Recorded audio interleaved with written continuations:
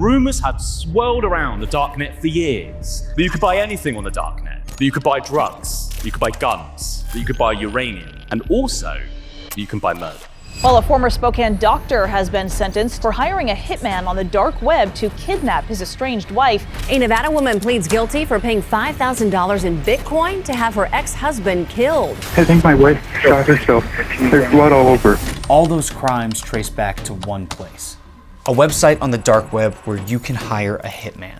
It's called Besa Mafia, and every day new kill orders are coming in from all over the world. So who are the hitmen? Who's trying to hire them? And the biggest mystery, who is behind this website? For anybody that doesn't know who you are yet, who are you and what do you do?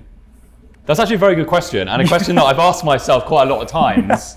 So I'm Carl. I was a kind of think tanker and a writer, and certainly not someone particularly drawn to either crime and certainly not kind of sketchy investigations. I was interested in how tech was changing the world, really. But for the last kind of 3 or 4 years, I've probably most been known to be related to this thing called the kill list. Yeah.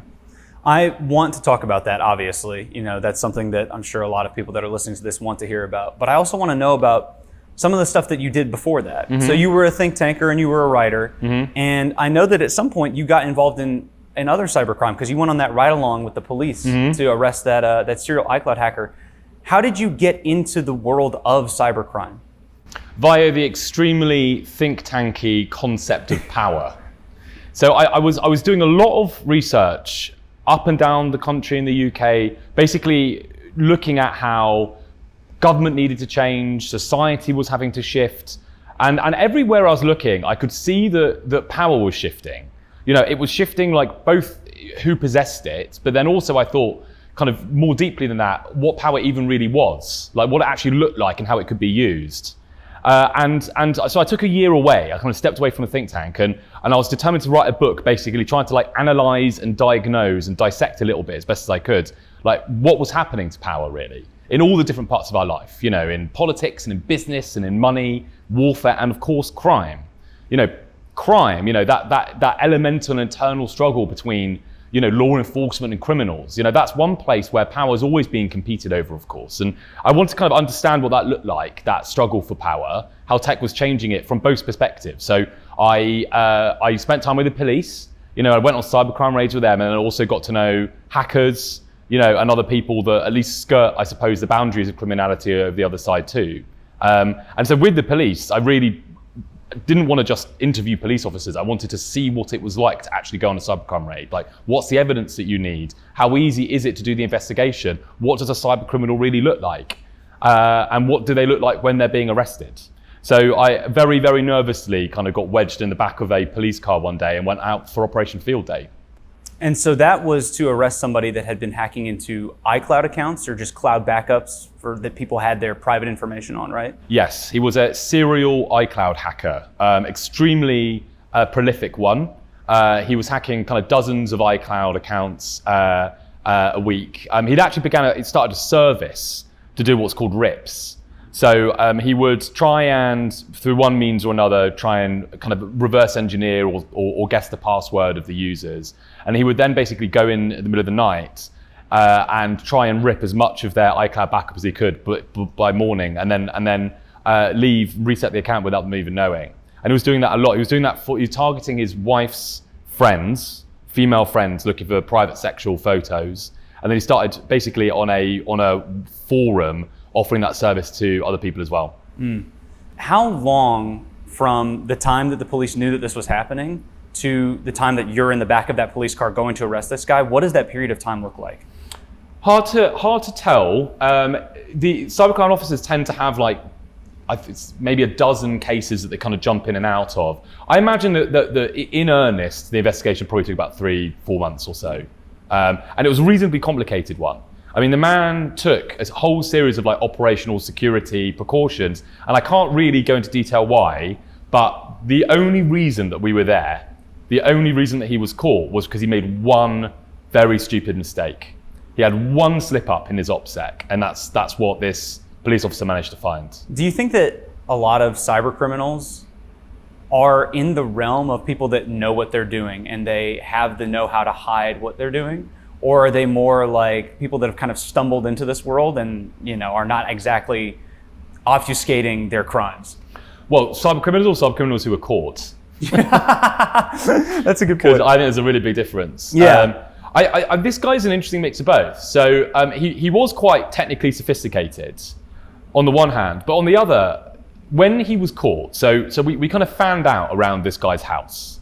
And to paint the scene for you, it's on this, I'm not even sure there really is a place like this in the United States. So sorry, all US listeners. It's a UK like dormitory suburb, like an hour outside of London. And you got to think like twitching lace curtains, like, closely cropped gardens, red brick, quite new houses. Everyone, when we arrived, there's 3 police cars, all plainclothes police officers, and when everyone gets out, they kind of surround the house, and everyone starts going out and washing their car. Quite a kind of nosy place, but extremely kind of Middle England, residential, about as boring and normal as you can possibly imagine. And when the door opened, and this man, we'd all been briefed about him, and like we tried to learn as much as we could about him, and when he saw this burly police officer, I thought he was gonna like do a runner. And on the way in, I was so nervous. I was like, what if he jumps out the window? I was like, would I give chase? I remember actually grimly thinking to myself, what if it all comes down to me? Would I have what it takes? And he was, when the door opened, he was so shocked that he couldn't even speak. He couldn't stand. He had to be like helped into a chair by a police officer. He went white as a sheet. And that was because he was, while technically quite sophisticated, not a hardened criminal, like by any means. He was like the least hardened criminal you can possibly think of, really. And so kind of that kind of bundle of technical sophistication, but also like naivety in a different way. I think that is quite often what you see with cyber criminals. But of course, there's tons of different kinds of cyber criminals. Oh yeah, I mean, the people that we deal with are obviously, it's a lot of scammers that are in call centers that are in foreign countries. And interestingly enough that you mentioned, like, what if it comes down to me? When we were in London, we ended up meeting up with a money mule, somebody that takes these cash packages from victims and then transfers them to the scammers while taking a cut of the money. And we met up with this cash mule, and he did do a runner. And do you chase him down the street? Well, see, here's the thing: is I'm standing there with my camera, and I've got the long lens on, so I'm at like 200 millimeters, just like panning, and I see this guy over here, 7, carrying one of these big cameras. He sprints across the street. Well done, 7. Good job. It was incredible. Right by Big Ben. Running with one of these and in that moment, I'm thinking to myself, that's not me. That's all him. I'm not that guy that's gonna chase him down and catch him. And they did catch him. But what interested me about your story was that you were like, the only reason that you guys were there was because he was unlucky, right? And there are so many people who are not unlucky, and so many people that don't get caught. And a lot of that also has to do with the nature of the crime being solely online. Do you think that the police are currently equipped to handle cybercrime? No. I mean, I don't want to sound too histrionic, but I think we're living through the worst crisis of law enforcement in the history of modern policing. Crime has changed decisively, like as your channel brilliantly depicts. Half of crime now happens basically through computers. Scam is that online scams are the most common form of crime in the UK. You're much more likely to have your social media accounts burgled than your house. You're more likely to get a virus and be a victim of all forms of violent crime put together. So crime has changed. And when I spent time with the police, the amount of frustration and cost and difficulty that they had, in even investigating successfully reasonably trivial forms of crime. One example, a kid had DDoSed his school. I mean, graffiti, the digital equivalent of graffitiing is school. Yeah. I mean, it's illegal, it's not particularly serious, and if that were a physical crime, the police officer would go over to the guy's house, and it would be probably quite straightforward to kind of try and evidence that. Because he'd used an AWS server, they had to write something called an MLAT, a Mutual Legal Assistance Treaty request, to go to the States to try and get the data back from Amazon to try and prove that this guy had used a DDoS using AWS. And when that came back, it was the wrong data, and it had taken too long. It took over 6 months for the data to be returned. It had taken too long. At that point, Amazon actually deleted it, and that they didn't have a business case. It wasn't a serious enough crime to justify the expense of doing it again. And that's just one example. That's happening all over the place. The fact actually that we went on the arrest was made that particular case a real outlier. So I think cybercrime is unbelievably tough often for police to bring into a courtroom. For the reason that you said, when I left the police, I was the main blocker that I saw wasn't really technology itself or even the skills that the police had. I mean, the guy in that investigation was one of the best hackers I've ever met, and he's a police officer. They don't have enough, and they don't recruit well, but there are some brilliant hackers in the police as well. It's a very meaningful job, I think, for them to actually do this kind of work. No, I mean, the problem was geography. It is geography. Like, the fact that not just the perpetrators and the victims, but all the evidence is scattered all over the world. And you have to reach across all these borders and pull that all together into a courtroom. You can have someone sat in Russia that victimizes 10,000 American citizens, all at once from a jurisdiction that's never going to cooperate with US law enforcement. I'll end with a quote. The risk of doing cybercrime, if you know what you're doing, is virtually nil. That was what one cybercrime officer said to me. I mean, it seems like it's almost zero, especially from our perspective. The amount of scammers that we have gained access to their computers, and we have foolproof evidence that they have, taken money from hundreds, if not thousands, of innocent people in the States. And then the conversion of all that evidence being put towards an actual arrest in India or wherever the call center may be is, it almost never happens. And, we have contacts in federal law enforcement that we work with to try and, build that bridge and that relationship between us and these foreign countries. And a lot of the times they're like, guys, we have all the stuff, we appreciate that you sent it, but there's just too much red tape in the way. Do you see a world where we're able to cross those borders and eventually work together to get these people prosecuted? And I do. I think it's a coordination problem. I don't think it's an insurmountable one. So and it happens in other areas of national security. So intelligence agencies are much better at doing international cooperation. GCHQ, the NSA, other Five Eyes countries, they embed officers in each other's agencies. They have dedicated liaison channels. They have all kinds of information sharing protocols and agreements. They like intelligence, weirdly, far more than law enforcement, can pass through borders in a much more porous way. Mm-hmm. The difficulty, at least in the UK, is that we have 43 local constabularies, 43 police forces across the UK that have basically been created on the basis that law enforcement should be a local activity. Mm-hmm. So the police officers should be from the people that they're trying to police. And they should be policing with that population's consent. That's the basic idea. And of course, that makes a lot of sense when you're doing policing on the streets. Like, it makes a lot of sense to have officers that have detailed local knowledge of who the criminals might be and who the vulnerable people are and which road is a hotspot for crime and what kind of cars are being robbed in that area. It just doesn't work for cybercrime. It doesn't, because you've got 43 police forces now, each of whom has had to set up their own, sometimes really quite small cybercrime team. Yeah. And of course, the perpetrator in cybercrime, as we've been discussing, has really not any necessary geographic relationship with the victim at all.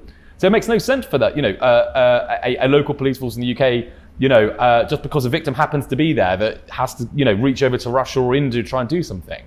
So we do have to change. But I actually think the change is an obvious one. Stop doing local policing of cybercrime, create a single national unit to do it, skill it properly, skill it with cybercrime officers, equip it properly. Don't have 43 different forces that all have their own assemblages of tech and training. And then treat that unit much more like a crossover between a law enforcement agency and an intelligence agency. That should have, FBI people in it, and we should, that cybercrime team should have embed its own officers all over the world. And will that mean that Russia or, some countries in Eastern Europe will start handing over their cyber criminals? No, it won't. Yeah. There's always going to be jurisdictions that will sit outside of law enforcement. But it will mean, I think, that a lot of the world, that has basically, I think, a lot of common interest in getting on top of cybercrime would start cooperating much more fulsomely. I mean, it's hard to ignore the way that cybercrime has, completely taken over in the last 10 years. And it's only advancing because the technology is advancing with it. And so you get to this point where, are we going to be able to keep up with technology advancing, or are the criminals going to outpace any kind of law enforcement or people that are trying to do good, the white hat hackers and these kinds of things? And you mentioned that, the police don't recruit well in those realms. How do you think that we can convince younger people who are kind of getting into the world of hacking and the world of, cybercrime to turn to the right side and actually help the people that are being victimized and help catch the people that are victimizing them? I mean, those two questions, how to get the right talent in the police and how to ensure that law enforcement evolves as quickly as the criminality it's seeking to control, those are the two, elemental struggles that will determine basically whether policing manages to evolve or not to get on top of cybercrime. And if it doesn't, by the way, we will live in a world where people will take increasingly matters in their own hands. We have to remember there was a world before effective modern policing, which was much more replete with vigilantism and kind of more direct and less controllable forms of, restitution and revenge. So we don't want to head back there. There's a reason why we have police forces that police crime, because they're under full democratic authority and control. That's what we want to have. On the skills point, this is difficult, but personally, I would have a different intake for cybercrime officers. At the moment, let's go back to the officer that I was there with on Operation Field Day. Yeah. So he was a very, very odd combination of both being technically extremely curious and gifted, but also not afraid of working as a bouncer, which is what he did before becoming a police officer. But I think there's a lot of hackers. Say I was 18. I'd be quite attracted, I think, to do policing cybercrime. I would be terrified of working on the beat and jumping over garden fences for 3 years, or walking down the kind of a rainy high street in a town at 4 o'clock in the morning, trying to break up drunken brawls. I'm not sure I would have been attracted to that. So I think we might have to kind of begin to separate these different kinds of policing out. But on the evolution, that to me, actually, technically, I think states have a lot of money ultimately, and they will be able to buy in, and there's a whole market set up, and there's all people competing to try and sell all kinds of utilities and technology to the police. I'm actually less afraid of that. I'm more afraid about organizational adaptation evolution. I think organizations, how the police actually work, what powers they have, what laws they can take recourse to me, that whole squidgy, soft mess of law and norm and human organization, I think that's much more difficult to evolve than the tech itself. Yeah. That's what I see dropping behind. You mentioned that you don't want to go back to the vigilantism. You studied history, right? Yeah. Okay, so that makes sense. You have a lot of knowledge about how things were and where we're going. And don't worry, I've forgotten almost everything I ever studied in history. Well, it just feels like you're talking about this kind of cyclical thing, where it was we were at one point, and then we were doing a lot of vigilantism, and then it's kind of swinging back around to where we have a police force and people that are, tasked with fighting crime. But the more that crime becomes digital and the more difficult it is to deal with that type of crime, the more people are going to be okay, we're going to take matters into our own hands. And that's evidenced by the fact that we have an entire YouTube channel where we go after scammers, right? Right. And then it's also evidenced by the fact that you did this podcast, The Kill List, where I'm not sure that Chris likes to describe it as vigilantism, but it certainly is a form of it, the things that you guys were able to do. Can you tell me just a little bit about, going back to the beginning, how did you meet Chris? Well, yeah, just on the vigilantism. So we desperately tried to get the police to do whatever. We were passing stuff over to the police the whole way through. Yeah. So I never quite felt that vigilantism was quite the right word for it, because we didn't want to replace the police. We just wanted the police to do a better job. That's totally fair. Yeah. But you're right, and I think that your channel, what we did. I certainly felt throughout the whole of Kill List that whatever I was doing, it wasn't quite vigilantism, but it wasn't just normal journalism. We were definitely in this weird, liminal, undefined space in the middle, I thought, where, trying to intervene and do all the things we're doing, all the things we're about to discuss, like it's much more proactive than what a journalist normally does. A journalist normally sits there, observes, tries to understand what's going on, talks to people, but really doesn't create a story, in the way that we were doing. And I think that is the case all over. I think there's lots of different kind of mobilizations that are currently happening of people, for good and for bad, and with the right motives and sometimes the wrong motives, are stepping into this gap being left by effective cybercrime policing. And I think that's really worrying, because like the state's number one responsibility is to protect its citizens. Yes. Like if a state cannot do that, then its legitimacy as a state begins to be questioned. And I think that people are questioning, at least if not the legitimacy, then certainly the efficacy of the police in cybercrime. Like a great example, another one that would be, the kind of the paedophile vigilante groups. Yes. That lure out paedophiles and film them, and sometimes, will take matters into their own hands. Sometimes will create dossiers for the police. Like that's a great example about how when people don't see the police effectively working to police child sex abuse online, that they will step in there and start taking matters in their own hands, and that can lead to obviously all kinds of problems, all kinds of abuse. I mean, the way that we have things structured right now, too, a lot of what the police are allowed to do and the way that, their budgets are allocated and what they are responsible for, right, is controlled by one level of government or another, whether it's federal or state or local. And then, of course, you guys have all, a manner of, 43 different. Yeah. So it's hard to get everybody behind one cause, particularly here. Something that I've seen is that so many of our government officials are not equipped to handle where crime is going and understand the implications of how technology is evolving. I mean, you look at any of the hearings that they've had for people like Mark Zuckerberg or the president of TikTok and Sam Altman from OpenAI, and it's so clear that so many of them are just out of their depth.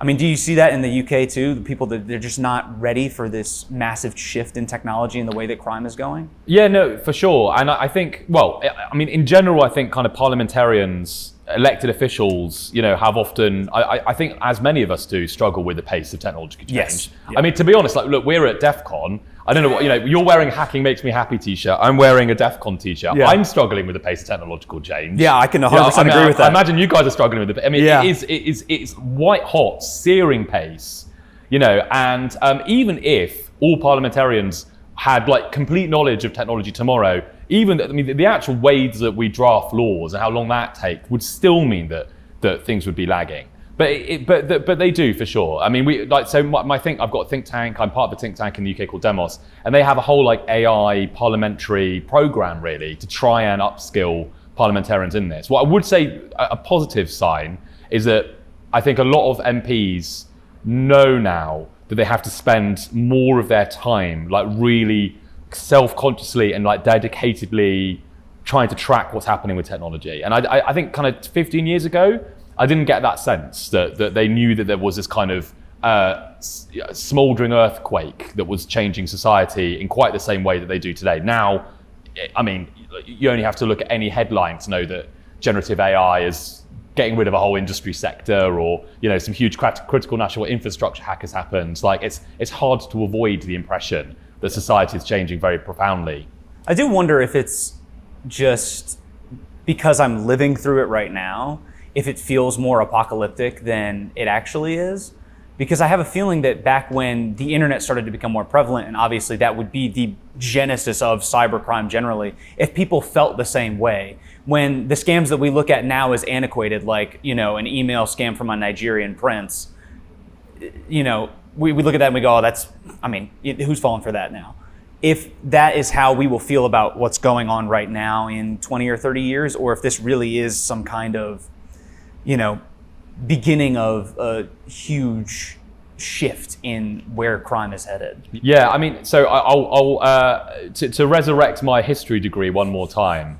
So I do think there is some tendency for the present to always consider their own challenges to be unprecedentedly profound and great and awe-inspiring. And I think if we were to put ourselves in the boots of someone like, say, contemplating just the kind of wreckage of the First World War, I mean, there, like, you'd be like, oh my, the whole of modern civilized world has been destroyed. Industrialization is leading to human extinction. Europe is in ruins. I think there's been times that have felt just as, I'm sure would have felt just as apocalyptic as the one we're going through. I do think that it does feel, if not, I don't quite feel apocalyptic. I definitely, I mean, you've got like quantum fusion, AI, and climate change, like all bouncing off each other in this way, which it does, I think, mean that it is now almost impossible for us to even really see into what the next couple of years will look like. I think the world's got a lot more mysterious all of a sudden. Yeah. I mean, AI feels like it kind of showed up and then advanced so rapidly, even though I know that it was happening, behind the scenes the whole time. And there's other things that, are artificial intelligence that we've now kind of used this catch-all term to describe, like ChatGPT, large language models, these kinds of things. Yeah. At your think tank, you said that you were going to the MPs and making sure that they're actually consciously making an effort to understand what's going on with AI. Do you have a personal take on where AI is headed and what the biggest dangers of that are? I think it's plateauing. Yeah, really? Oh, really? Okay. Yeah. This is interesting. I haven't heard anybody say that. I do. I think the assumptions that we were making around neural networks and LLM performance scaling aren't quite panning out in terms of what the new models benchmarks look like. So I think one of the things we've learned about AI is that performance isn't linear. So it bounces forwards and fits and starts. So where transformers, neural networks, massive amounts of data, parallel computing, when these things all came together to allow LLMs to basically emerge, that wasn't a straight linear line going from what was happening in the early 2000s. That was a ridiculous leap forwards. A leap forward. So I also have I'm a partner in a tech company that works on NLP. So works on the underlying technology that LLMs use, and has done for the last 20 years or so. And so I've got lots of colleagues there that have worked in NLP for that entire time.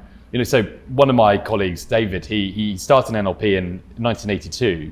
And when GPT came out, he said, I never thought I'd live to see this kind of performance, this kind of technical performance. It's such a huge leap forward. And I feel like people are so afraid of what could come from it that they're not sitting down and thinking about, is it actually going to advance as fast as people say it is? Or are we just kind of boxing ourselves into this corner of fear? Because some of the stuff that it can do is quite unnerving. But at the same time, people are also like, I can't get it to stop using an M dash when I'm trying to get it to write copy for me. So it's like, where are we with all that? Is it going to advance that far? But let me get back to the kill list. Right. You and Chris. Yes. How does that meeting happen? Where did you meet Chris Monteiro?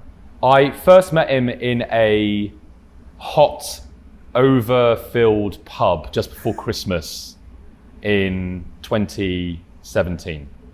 I'd been passed from person to person to meet Chris. It was when I was writing my book, Death of the Gods. It was when I was also embedded in the police. And it was actually part of, initially, my attempt to try and understand what was happening with crime and law enforcement. And so I become very interested in hacking. Not as a practice, I'm not a hacker, but as a culture, as a community, a group of people. I wanted to understand more about what hackers were like how they thought about the world, and also what they could do. I thought in places like DEF CON, we have really incredible demonstrations of often quite hidden forms of power. If most people could see what the hackers of DEF CON can do, they would be absolutely astonished. But anyway, back to Chris.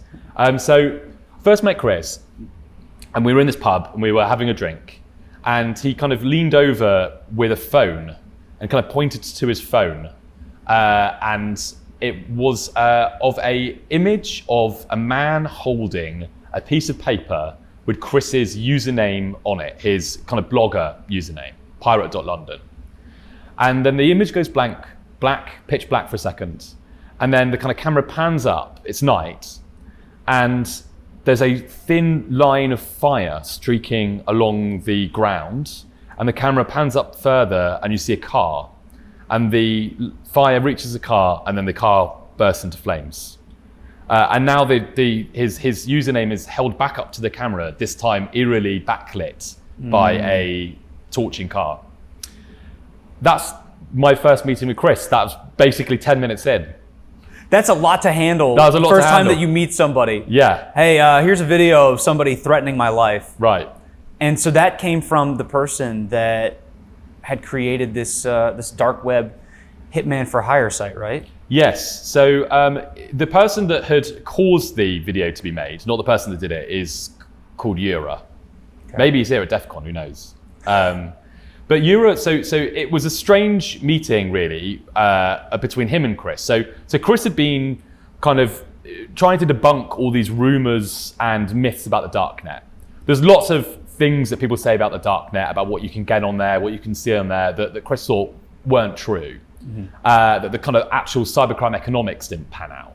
Yeah. Like, and one of the areas that he didn't think would probably be real was assassination markets. People were basically saying back in 2016, oh yeah, there is assassination markets and they're real. And one of the people that was actually saying that was Yura. So Yura responded to Chris's Wikipedia article on assassination sites and said, oh, but this one is real. My one is real. My one actually does deliver assassinations. And so Chris had then spoken to Yura, kind of interviewed him somehow over text, had continued to write about Yura and the site. And then Yura, seeing presumably his kind of branding being tarnished, had kind of probably panicked and had tried to basically force Chris to shut up by sending him this video. And so that had kind of basically swung Chris's attention towards this site. When I first met Chris, the open question was, had Chris actually stumbled across a genuine organized criminal enterprise? Because scammers don't torch cars. No. That's a very unusual thing for scammers to do. Yeah, that's never happened to us. I can say that we have never been sent a video of a car being blown up next to our username. Yeah. Thankfully. But I take it... never say never. Yeah, listen, hey, if any scammers out there have some disposable income, which I know you do, because you're stealing money from innocent people, go ahead and torch a car or something. I mean, when he showed you that video, did he seem rattled by that? Or was he showing it to you more like, look at this, look at how ridiculous No, this he wasn't is? particularly rattled. Chris doesn't get that rattled.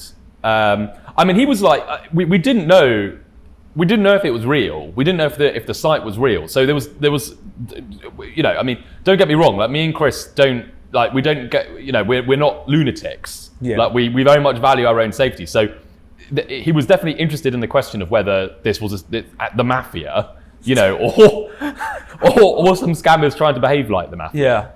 And so, he digs a little deeper. And what part of the process were you kind of clued into? How much of the work was he doing and then coming to you and saying, look what I did? Or how much of it did you have to to be clear, whenever either Keolis or I talk about anyone hacking anything, it's always Chris. Yeah, Chris is doing the hacking.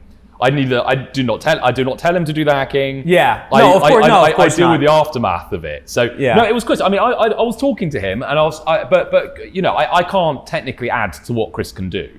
Yeah. So I'm not a useful technical sounding board for him. So I was trying to follow it. I was trying to understand. I actually, at that point, I felt it was also a fascinating vignette just into how one hacks a site. Yeah. How Chris was beginning to put surveillance over the site and how he was thinking about what vulnerabilities it might have. I thought that was really interesting. But no, Chris basically went along and he was doing this all himself, and I would periodically catch up with him. And you were just kind of like, hey, let's sit down and grab a drink or something. I'd buy him a drink and then learn, hear what's going on. I feel like you and I have similar experience because my boss is the one that does all the hacking, and then I just sit there and go, okay, so wait, hold on, what does that mean though? What are we doing? Okay, so you can see his webcam now? Got it, okay. Yeah. I don't want to know how you did that actually. So then Chris started to gain, from my understanding, back-end access to the site. Yes. Where he could see all of the messages that were coming from real people that thought they were hiring a hitman to come and murder somebody that they wanted out of their life in one way or another. And when he showed you those messages for the first time, as a journalist, was your immediate thought, well, we've got to contact these people? Or were you kind of taking the David Attenborough approach of I can't interfere? No, my immediate thought was we need to get this over to the police. that was my immediate knee-jerk reaction, was like, we just need to hand all of this over to the police. Yeah, I didn't want to, I didn't really, if I'm honest with you, want to get involved. It was terrifying. Yeah. You know, I mean, I don't want to do that kind of stuff. I don't want to be handling, like, from a simple, like, my own, like, kind of well-being perspective. I really didn't want to be handling kill orders. Yeah. But I also, I knew this was going to be something that would be very, very difficult to kind of write about in any kind of sensible, reasonable, or legal way. Yeah. You know, so my knee-jerk reaction was, I will basically be the interface for the police. You know, I'll hand them over the messages. You know, I'll explain to them where they've come from. I'll try and convince them this is real and reassure them that this is really serious. You know, and then basically hand them over to the police, and hopefully they would then take over. That was the initial plan. And that didn't quite go as you thought it would, I assume? No, I mean, the police thought I was in a mental health crisis. They came over to my house. They did a well-being Wellness check on me. Yeah. It was in the middle of COVID. They probably thought I was having some sort of breakdown. And so I handed over, I laid it all out for them. I mean, I actually, in retrospect, I think the kind of great big diagram that we'd done of the site did look quite mad. You did a conspiracy board for them? There was lots of arrows and flowcharts. Oh man. And I was kind of tracing how the crypto was going, and like, and how Euro was getting customers. I mean, this was all, Chris had done this, and it was a very elaborate, detailed kind of blueprint really for Euro's empire. So that might have seemed a bit mad, actually. But yeah, they did, in fact, actually ultimately agree it was real, but there was no UK cases. So the British police were like, at that time, there was no UK cases. The British police were like, it's not our problem. Yeah, because it's happening in other countries, right? These people are putting out kill orders on people in you know, other countries in Europe, America, presumably other places in the world. Yeah, exactly. So, I mean, again, that just brings us back to what we were talking about at the very start of this. It's hard when the police can't give that information to the people that need it, right? Exactly. And, you know, I'd been writing kind of in this very theoretical way about the collision of geography and law enforcement for ages. And when that happened, I was like, this is it actually in practice. Like, this is what it actually looks like. Yeah. You know, having jurisdiction sprayed all over the world, you know, and in many ways, like, the website, like, really slipped between the kind of cracks of jurisdiction, doesn't it? Because there wasn't a sufficient, like, concentration of cases in any country for any police force to want to take it on. Yeah. And so the Metropolitan Police passed it to Interpol, said, look, we're not going to investigate, but we will pass your things on to Interpol, and Interpol will then disclose that to the relevant law enforcement agencies around the world, and that's the best that we can do. And for reasons that we can either go into or not, as you wish, we sat there and we were like, this is a horrible workflow. Like, this is not going to work at all. Like, this is not going to lead to effective investigations. I mean, I would love to hear about your kind of thought processes in the moment that you were, you know, sitting there waiting and thinking, is this gonna even lead to results, or are we just gonna be sitting here with all this? I was sure it wouldn't with Interpol. The problem was that Interpol were receiving this as a kind of batch of intelligence, and they could deliver a, like, threat to life warning or some sort of warning to the person. But the problem was that they were stripping out any information about us, how to contact us, or who we were from the disclosure. So sometime down the line, we spoke to some people that had been given basically these Interpol disclosures, and often sometimes it wasn't even the message. It was like, this person there has been some internet, you know, threats identified about this person. And that was that, you know, and anyone receiving that, as in the law enforcement agency, the local police force, they had no way of talking to us, no way of verifying what it was that we were telling them. You know, no way of knowing, like, how have you got access to the site? How have you got these messages? And these messages were updating all the time. I mean, this isn't static. Like, the messages were being scraped and exfiltrated out of that site daily, multiple times a day sometimes. And, like, there were conversations that were happening between Eura, the administrator, and the orderers. You know, and quite often the orders would change. Sometimes the actual target would change, but sometimes the money would go up, the urgency would increase. You know, and we knew that we needed to have a two-way live conversation with the police force. That was the only way that they were ever going to be able to kind of navigate such a kind of, you know, a weird, unbelievable, technically quite tricky investigation like this one. Yeah, I mean, I can imagine that if I was a police officer and then I got this, booklet of information, it's got none of, your and Chris's work, right? Like there's no real, evidence, you could call it, of what actually happened. Right, or way of getting the evidence. They're just essentially being made to go tell these people, hey, something happened online. We don't really know what it is. And then that person probably just goes, all right, and then continues living their life. Exactly. And doesn't even think anything of it. Yeah, if the police force even contacted them, and in some cases they didn't do that. Yeah. And the reality of it is that these messages are being sent to this dark web website, right? And the content of those messages, I'm sure, is far more horrifying than what the police were eventually given to tell these people, right? Like you saw it and you read it. Yeah. What was in those messages people were sending? Real quick, I want to jump in here and say thank you so much to AnyDesk for sponsoring this episode of the podcast. We've been working with the guys at AnyDesk for a few years now, and they're really helping us take the fight to these scammers.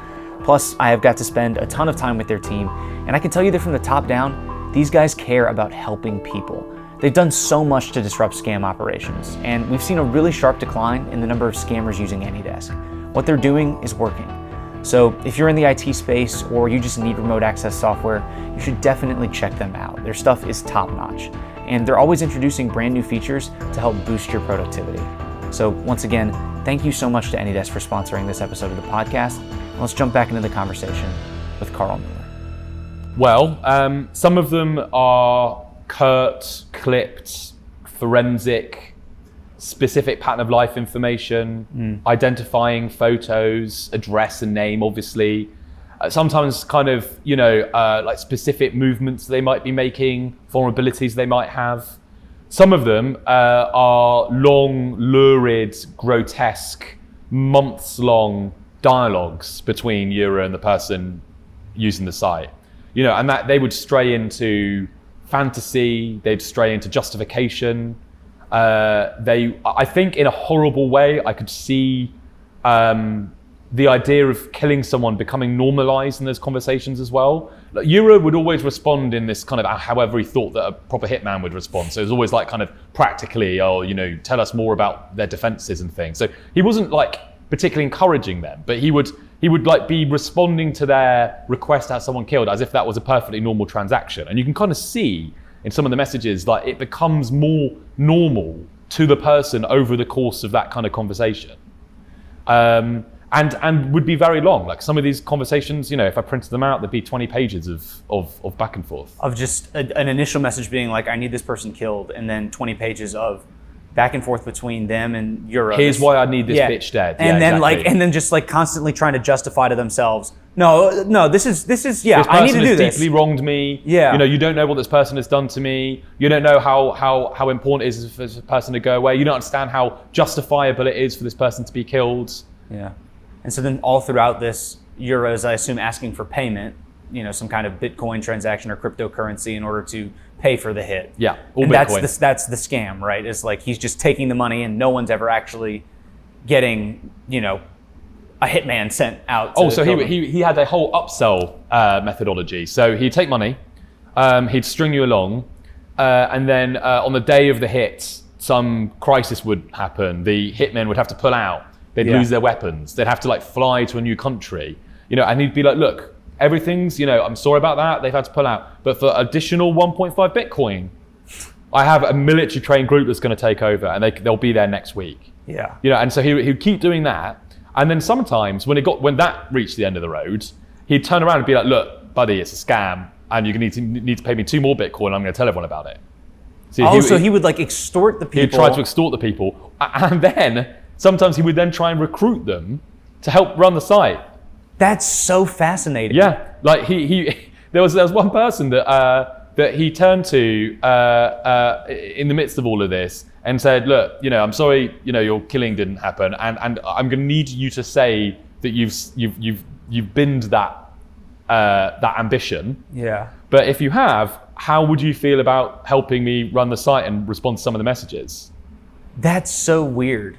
It's the strangest job conversion of all time. And if the you person, can call the person it a job. did it. He did it, or she did it. They joined. They became a part of the site. I believe so, on the basis of the messages. That's crazy.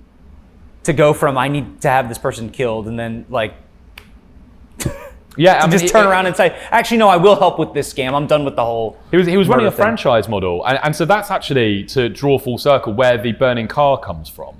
So there were also people approaching the site, and this is in many ways just as scary, obviously, as the perpetrators we were dealing with. Approaching the site to be hitmen. They would audition to be a hitman, and Euro would ask them to send proof. So they would send videos waving guns around, shooting guns in the air in the middle of the forest. And sometimes they would do kind of either torch a car in a small number of cases, or like do graffiti of whatever the website was called at that point. He bounced around a lot of brands. Yeah. And he would ingeniously loop that in as social proof. So he'd be like, yeah, we're real. Here's a video of the hitman. Or yeah, we're real. Look, we've carpeted this town in graffiti to kind of as a demonstration of our strength.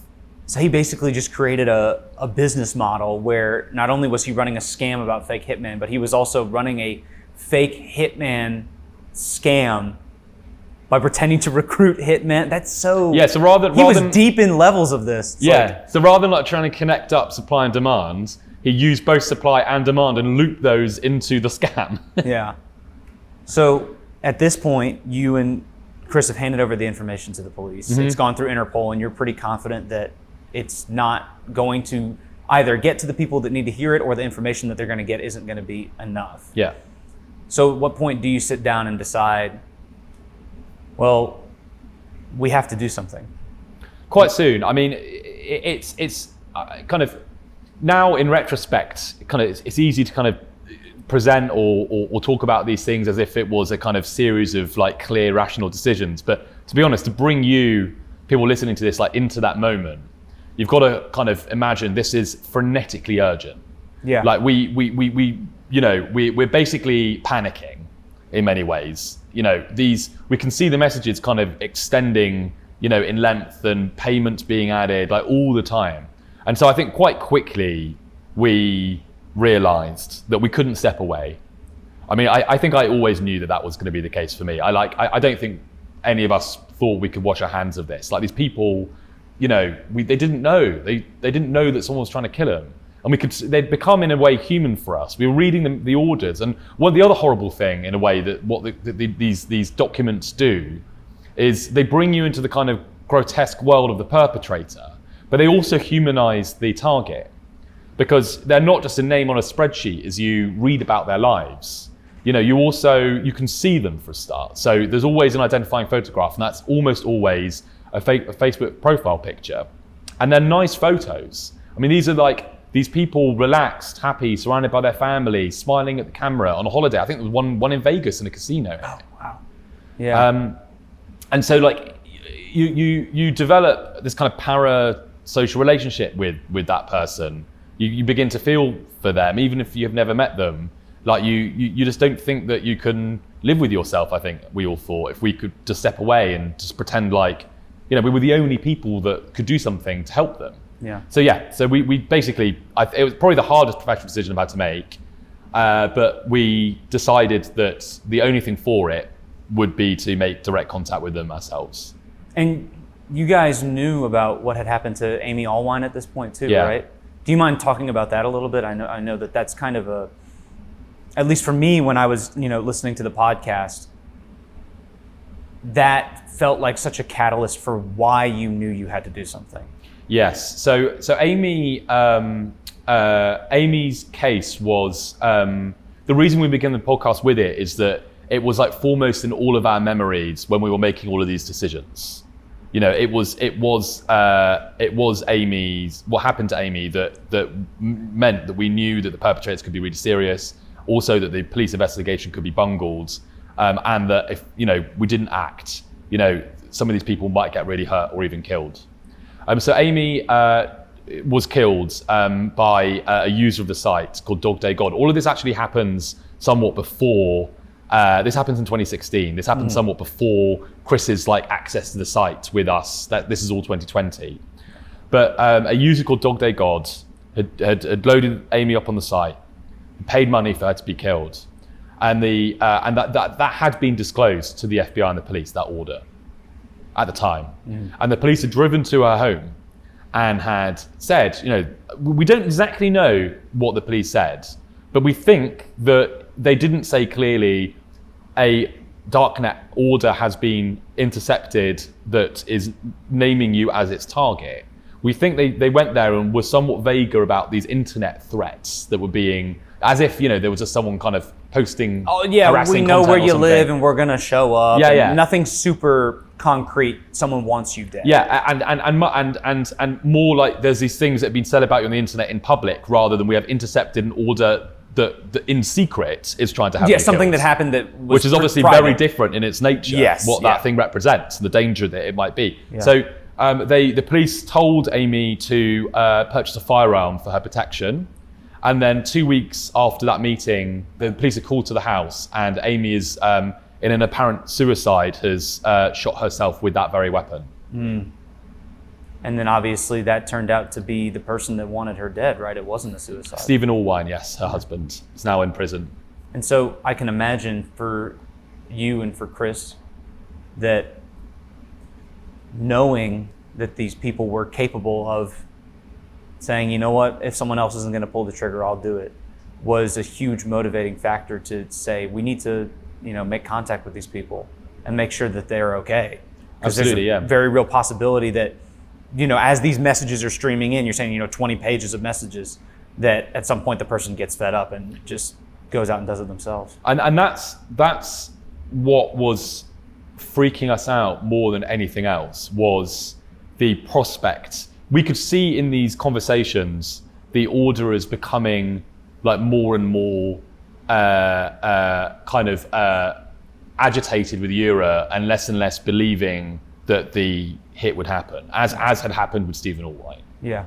And seeing that process happen again, like the moment when that orderer is convinced that this assassination isn't going to happen, that is, we always knew, going to be the moment of peak danger for the target. And if they were pursuing some other means, or they were thinking about doing it themselves, then that would be the moment when they would carry it out. Yeah. And so, yeah, for sure. Like from the beginning, we knew quite quickly that there was no shadowy darknet assassins out there. We also knew from the beginning that the orderers could just be as dangerous as any darknet assassin. Yeah.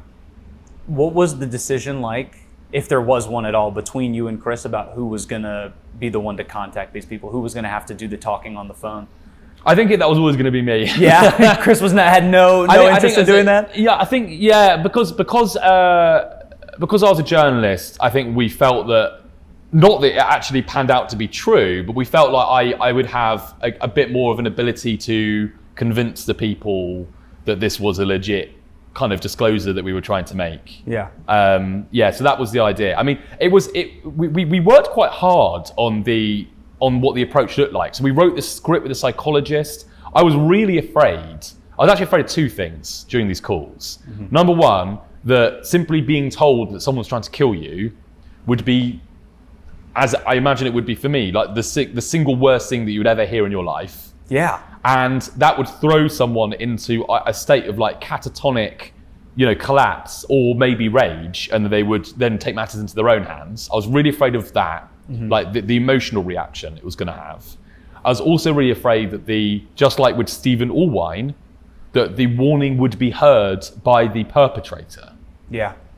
And I had this like nightmare, literally a nightmare, that I was making a disclosure and the perpetrator just killed the victim then and there. It never happened, but that was always what I was afraid of. And so we worked really hard to craft this script to try and balance those two risks, which a lot of the internet has got angry with me about. Really? Yeah, because the script, in the script, I do not disclose directly that someone's trying to kill them. Yeah. Until what I'm doing is I'm actually trying to set up another call with them at a controllable place. So I want them to be in a safe space that they've controlled, that they've said when it is, I don't want them to actually hear that warning on a cold call. Yeah. I want them to settle down, be by themselves, be somewhere where they're comfortable, and then I can spend longer amount of time, kind of taking them through everything. But I think it is. It's infuriating for me listening back, because it seems like I never really get to the point. I'm kind of delivering this quite strange, vague, oh, I'm doing an investigation in the darknet. I actually say we're doing an investigation to scam sites on the darknet. Yeah. And actually the result of that is that everyone that listens to that call just thinks I'm a scammer. They just hear the word scam and then they go, okay, got it. Let me just hang up the phone. Yeah, they're probably all fans of your channel. They've seen how prevalent scammers are across the internet. Yeah. Like, oh no, not gonna get fooled by this guy. Yeah. That's a very good fake English accent that you've got there. I'm not falling for it at all. Yeah. No, I personally, I'm gonna come at defense for you here. I struggle to see how anybody could be upset with your approach to this, because it's a very dangerous situation that you're not only putting yourself in, but you're putting that person in. Because like you said, there is a chance that they are around the person that put the hit out.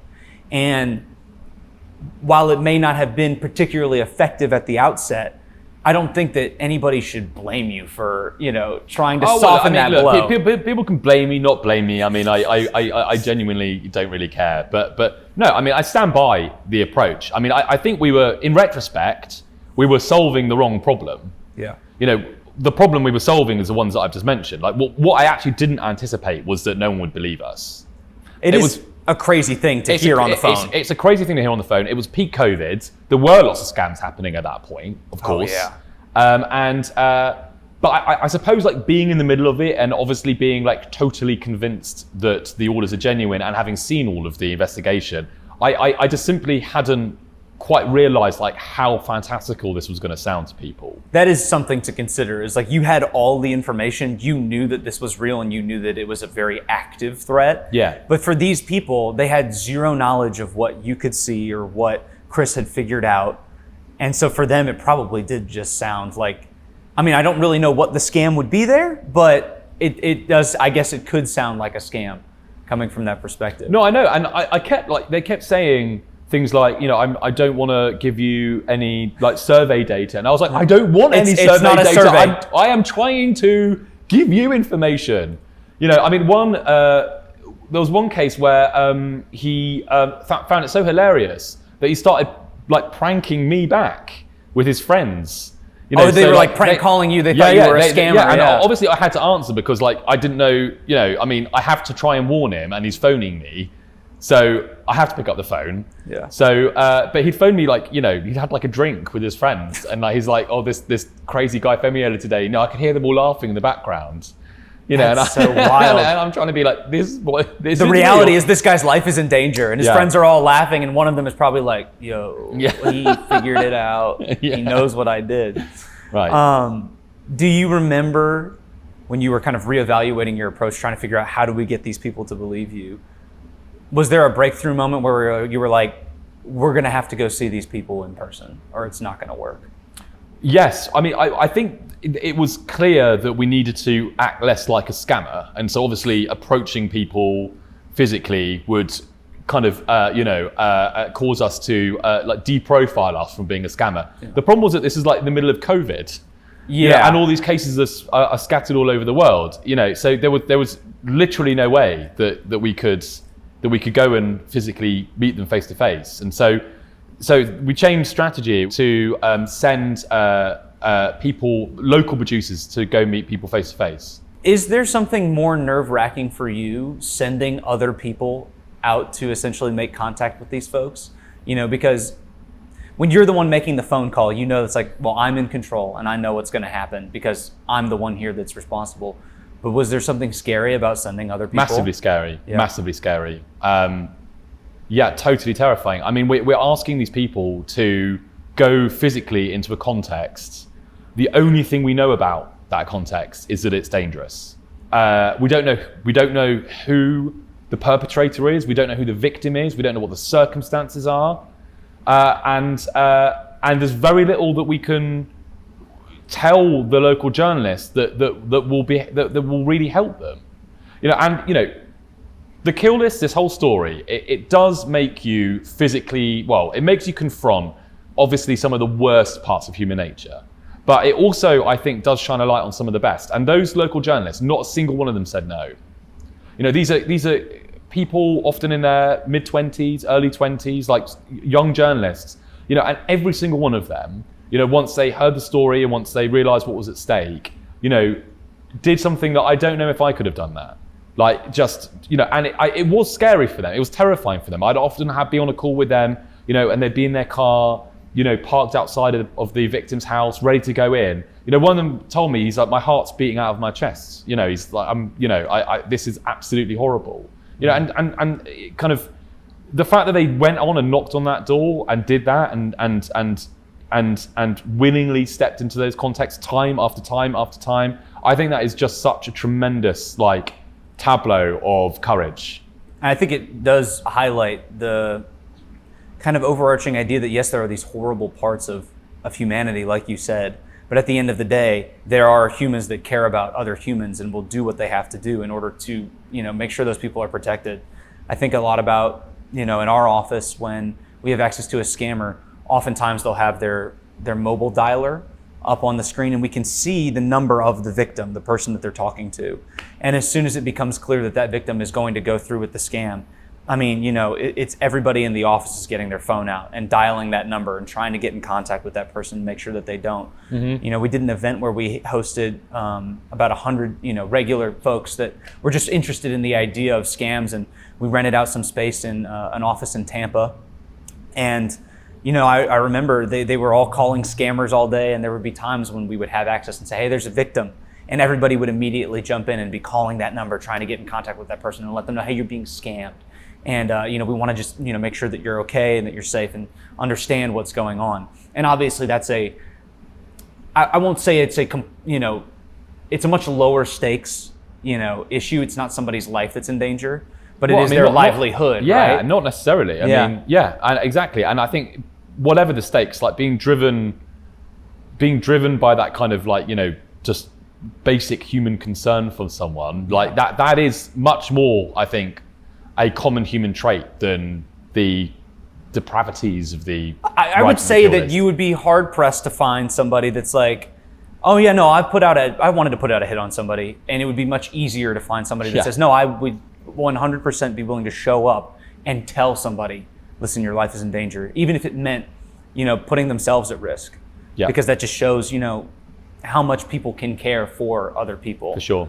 Do you remember the first time that you made contact with someone and they believed you and they listened and all of it kind of became real and worth it? Yes, I do. Yeah. Her name was Elena. And it was the first time we sent out a local journalist who drove to the outskirts of Zurich and was spoke to me, left her car, and it was the most agonizing 15-minute wait of my life, I think. Yeah. We didn't know whether this was gonna work, and as I said, I just had these just a horrible misgiving about sending people into these kind of contexts. I felt so responsible for what we were doing. It just wasn't clear how we could do this in any kind of safer way. And it was also, we couldn't not do it. So it really felt like a kind of moral vice or trap that we were in. Yeah. Anyway, so she knocked on Elena's door, and then this time goes by, she goes into the flat, and then suddenly Elena kind of pops up on a Zoom call. And that was a moment I will never forget, because it was kind of like meeting someone who's famous. I'd looked at Elena's face so often, wondering what this woman was like, wondering what she was going through, wondering who could have put her there and why on earth someone seemed to want to kill this very normal, late middle-aged housewife from Zurich. Why? Why would someone go on the darknet and try and have her killed? And finally she was there talking to me, bewildered for sure. But as I began to lay it out, there wasn't a disbelieving stare coming back. I could see her brow was furrowed and she was beginning to nod slowly. It's a weird moment, I'm sure, to watch somebody understand something like that. Yeah. That what they're hearing is real. Especially when in that context, that person probably knows exactly who is the one that put the order out and maybe even why they put the order out. Yeah, and I delivered the warning. Yeah. And that was something that I thought about a lot too, of course, how to say this in the most kind of cushioned way, whilst not kind of actually stripping it of any of the kind of importance that it needs to have. It needs to be a clear warning. Yeah. And she paused and said, "I'm not really surprised." Which is a crazy response to when somebody says, somebody out there wants you dead. Well, I can't say I'm surprised. Yeah, and she said, "I'm not really surprised. I'm going through an ugly divorce, and this has to be my husband. And so I don't have any other enemies," she said. I struggle to imagine a scenario, and I hope that I never find myself, or that you never find yourself, or that anybody ever finds themselves in it, where they think, "Oh, my divorce is so ugly that I know that someone would want to kill me over it," and that it was really, really bad, the divorce. Yeah, I know.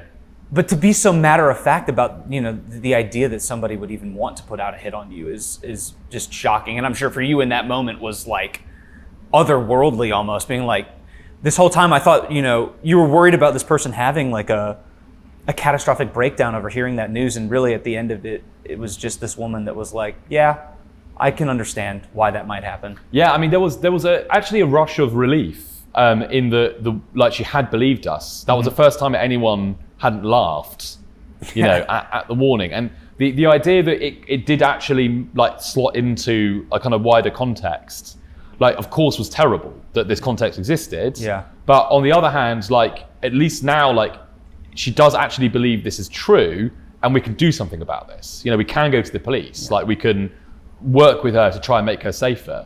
I mean, Elena, it was actually, like, of all the warnings I delivered and all the people I spoke to in the whole course of the investigation, I would say that people on the whole took the news immediately kind of in a calmer way than I thought. I think it was something that took a while to sink in. The actual news, immediately, people would kind of actually not ever really get incredibly scared or angry, but over time that would build up. Like over the course of hours and days, it would reach points where people would get either extremely angry or much more often very, very afraid. So after that first experience with Elena, yeah, and that first sort of successful delivery of the message, did you think, well, now that we've done this, we have to keep going? Or was it like, maybe now we can go back to the police because we actually have a way to, build a case and give them evidence that they can use? What was the thought process there? The thought process was just to move to the next warning immediately. I mean, we were almost the same day. Mm-hmm. Like I think it was either that day or the next day. I spoke to the second person in exactly the same way. And at this point, I don't think there was really any strategic thinking. It was like, we just have to do it because these people are in danger. Here's a list of people. Like we have not warned them.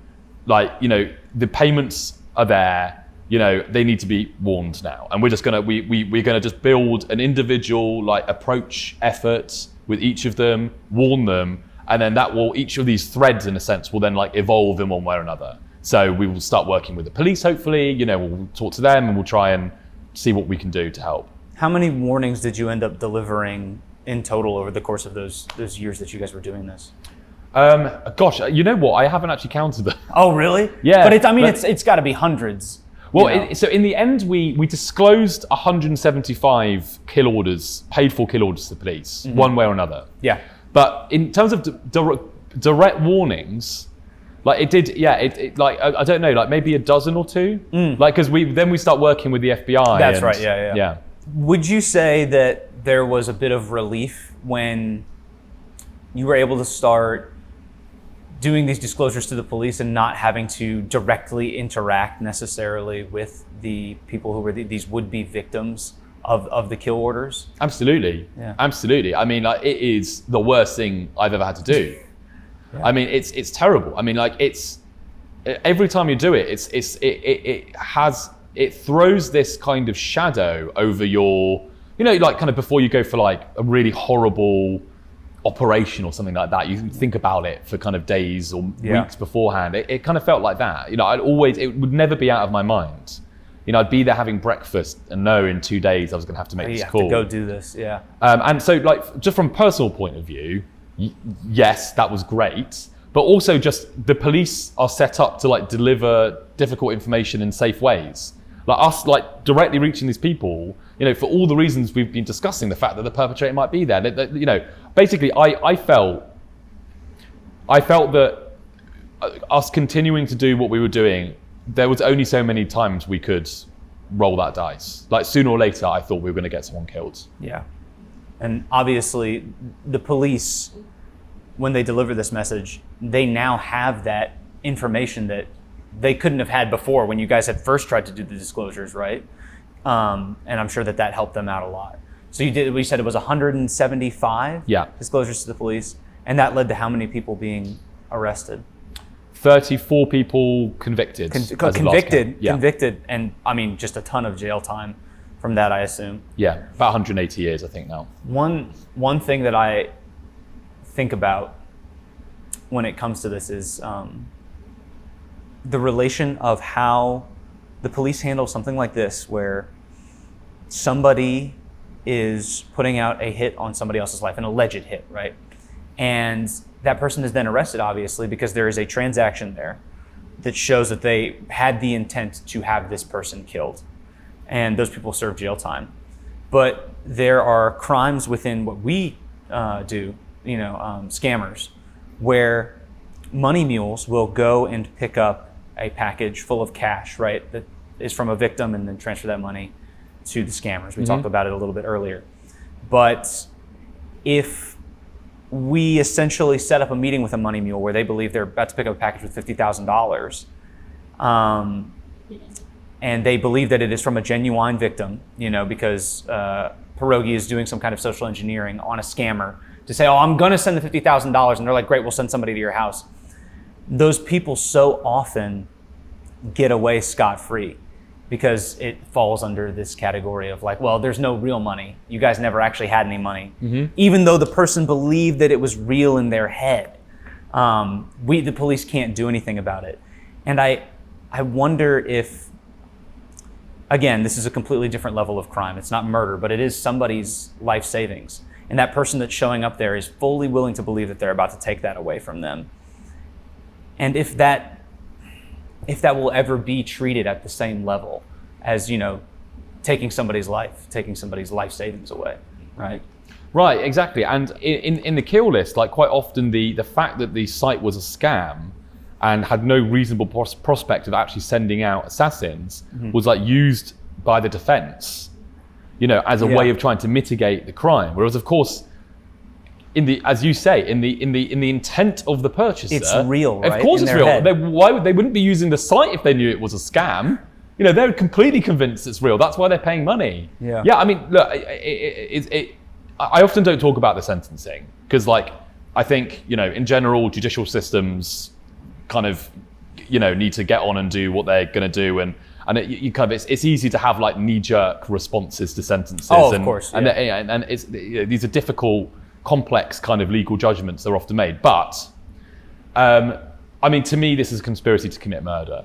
Yeah. I just can't see how it's anything other than that. Yeah. And sometimes, you know, legal systems all over the world like really have disagreed with like how serious a crime using a assassination site on the darknet is. You know, in some cases we've had sentences that have been 10, 12 years, you know, and others we've had sentences that have been just a few years. You know, and that really doesn't make much sense to me. It really doesn't. If you're there and you're essentially putting money in, saying I'm ready for, you know, to hire someone to take a life, it feels like it should be cut and dry. But I also see exactly what you're saying. You know, it's a difficult process in the judiciary to kind of say across the board that all of these cases are exactly the same or that they all deserve the same. And different countries will have have different, like, will prosecute under different laws, and sometimes it'll be like aggravated harassment, you know, and sometimes it will, you know, in the US there's like a weirdly specific law which is the use of an interstate communication system for murder for hire. Like, really glad to hear that we have such specific laws. Kudos to the US for having like literally a specific description of exactly and only this kind of crime. But yeah, I mean, it's so it's been wildly treated in lots of different ways, you know, under different jurisdictions, and received radically different kind of like sentencing as a result. It's sort of like a full circle moment for our conversation, though, because it really just highlights how different cybercrime is treated across the world, depending on where you are. Like you said, in the US, we have a specific description, which I did not know, for this exact crime.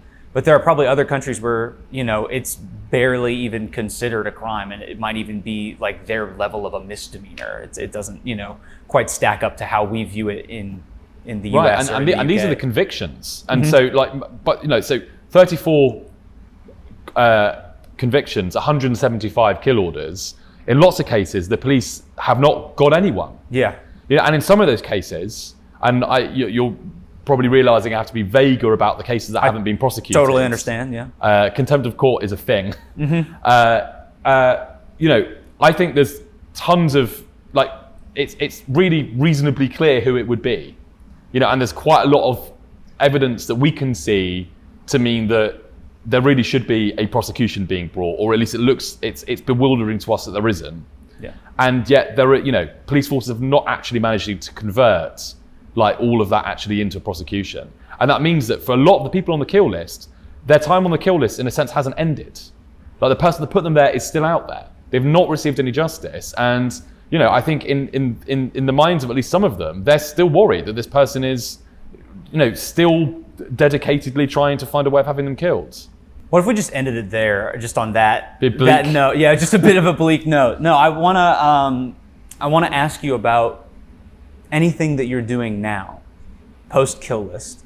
I know that Chris eventually lost access to the back end of the site, but that you guys had done all those disclosures, and that obviously there's still stuff going on that you can't talk about. But what are you doing now? What is the next thing that you're working on that you maybe want people to know about? Well, the problem, Daniel, with these investigations is you can't really talk about them in the middle. Yeah, that's totally fair. So you've got stuff going on that's outside of this? Yeah, watch this space. There's more stuff. And then there might well be, some kill list related stuff as well. Oh, so wow. I'm not sure the story is actually over. Okay, well, I'm sure that people will look forward to that. And actually, one final thing is, so I'm giving a talk on kill list at DEF CON. Yeah. And at the end of that, I will say something I don't think I've ever publicly said, which is on behalf of Chris, which is that of all of the things that he intercepted, you've got the 175 kill orders, but there's at least 2,000 other kinds of order in there that has never really been properly analysed, let alone investigated. We triaged and dealt with the most serious stuff. There's tons of other stuff. So one of the things I'm doing at DEF CON is to reach out to the world of the hackers and say, who wants to help? Who wants to actually look at this stuff and see whether new investigations can be set up, whether new information can be learned. Yeah. And maybe that's something that your listeners and viewers will be interested in as well. I was going to say, I'm sure that there's people out there that you might be getting contacted one way or another, right? Yeah, I hope so. Well, Carl, thank you for sitting down with me. This has been an extremely enlightening conversation for me personally. This has been great. It's been great.